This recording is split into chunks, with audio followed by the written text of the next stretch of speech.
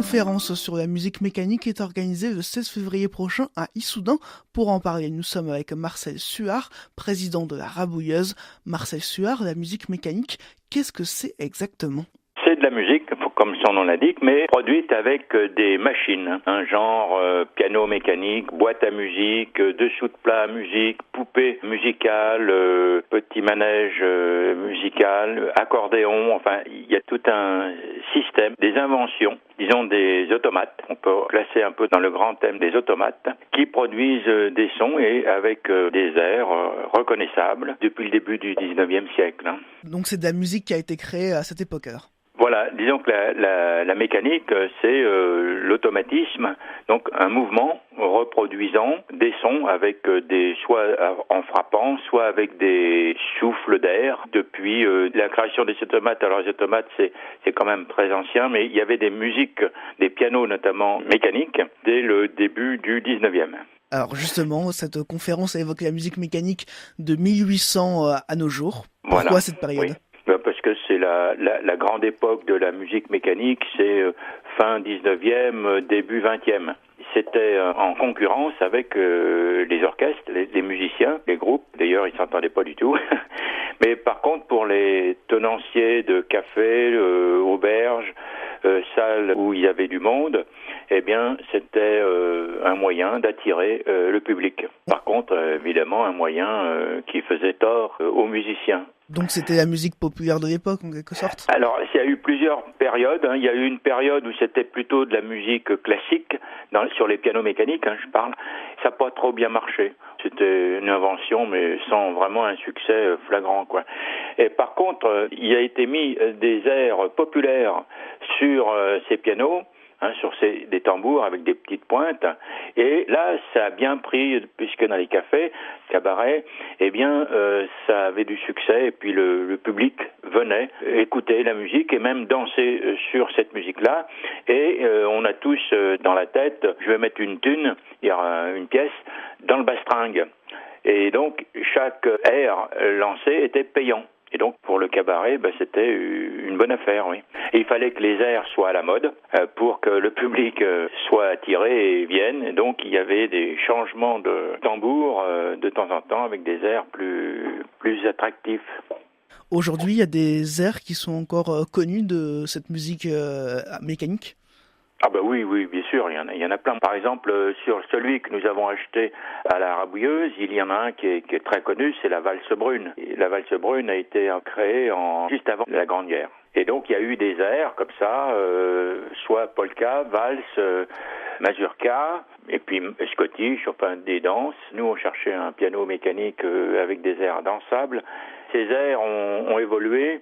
Après la guerre de 14, il y a eu plutôt des airs d'influence américaine, foxtrot, et puis le reste. Donc, disons que ça a tenu jusqu'après la guerre. Mais après, le relais a été pris, et ça, on connaît bien, avec le jukebox, qui donc avec un disque, on met une tune, et on appuie sur un bouton, on choisit l'air, et on a le morceau qui est soit chanté, soit dansable aussi. Donc, ça s'est prolongé par d'autres moyens. Maintenant c'est pareil, je veux dire, avec les tonneaux, tout ça, on met un CD ou un DVD et puis on a le morceau. C'est une continuité, c'est pas arrêté, c'est pas uniquement le passé. Les intervenants présenteront des instruments un peu plus anciens.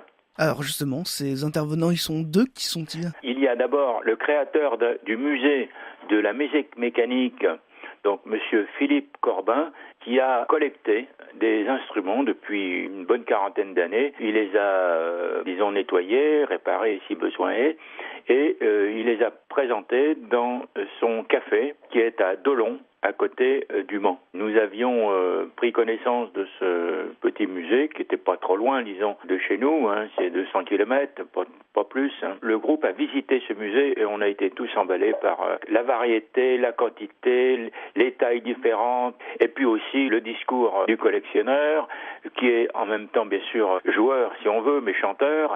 On a dit, tiens, ce serait bien quelque chose à faire voir à notre public.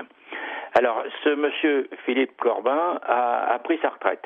Et donc, il était censé arrêter. En fin de compte, il a vendu sa collection et c'est la communauté de communes autour de Dolon qui lui a racheté cette collection pour la garder sur le site. Et en même temps, ils ont engagé une personne qui s'intéressait à ce sujet, qui est formée et qui fait les visites du musée à partir du mois de mars jusqu'au mois de décembre, puisqu'ils sont arrêtés en janvier et février.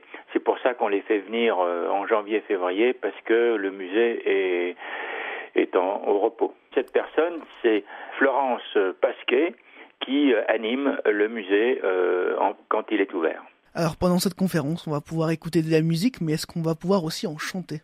Ah bien sûr, ça va souvent avec, un petit peu comme les orgues de Barbarie qui font partie du système, les goélantes de rue, ça fait partie de l'ensemble, chanter ou danser au son de la musique mécanique, avec les instruments qui seront déplacés. Alors évidemment, ce ne seront pas des orgues trop grands, puisque à déplacer, ça présente quand même quelques difficultés. Mais nous avons notre piano mécanique qui peut proposer 10 airs différents. Alors en dehors de cette conférence, votre association La Rabouilleuse, est-ce qu'elle propose de la musique mécanique ? Notre association est une association de tradition populaire. Donc la base, c'est danse et musique, et conte et chant depuis le début. Depuis le début, c'est-à-dire début des années 50. Et nous avons développé différentes activités autour des traditions populaires, notamment depuis que nous avons obtenu de la mairie d'Issoudun un local important avec un terrain adapté aussi, arboré, et nous mettons en valeur des savoir-faire oubliés. Pas tous oubliés, puisque par exemple on a installé une boulangerie ancienne, on a installé un travail à bœufs, un moulin à huile, et nous fabriquons, c'est-à-dire nous gardons le geste qui correspond à l'activité. Par exemple, en ce moment, nous cassons des noix tous les mardis à 20h dans notre local, de 20h à 22h, pour faire de l'huile de noix, puisque nous avons le moulin, le matériel et le savoir-faire pour produire cette huile. Jusqu'au milieu du mois de mars, on fait ça. Nous avons d'autres ateliers laine par exemple, beaucoup d'ateliers cuisine, bien sûr. On a de nombreux pratiquants, comme beaucoup, qui font de la cuisine, de la pâtisserie, des plats. Enfin, nous avons quelques réunions, dégustation aussi internes. Nous avons aussi une saboterie complète en exercice et nous faisons la démonstration de ces savoir-faire au mois de juin. Cette année, c'est le 16 juin, le dimanche 16 juin. Donc la saboterie fonctionne. On peut fabriquer une paire de sabots à la taille de la personne, puisqu'on a tous les gabarits de la plus petite à la plus grande taille.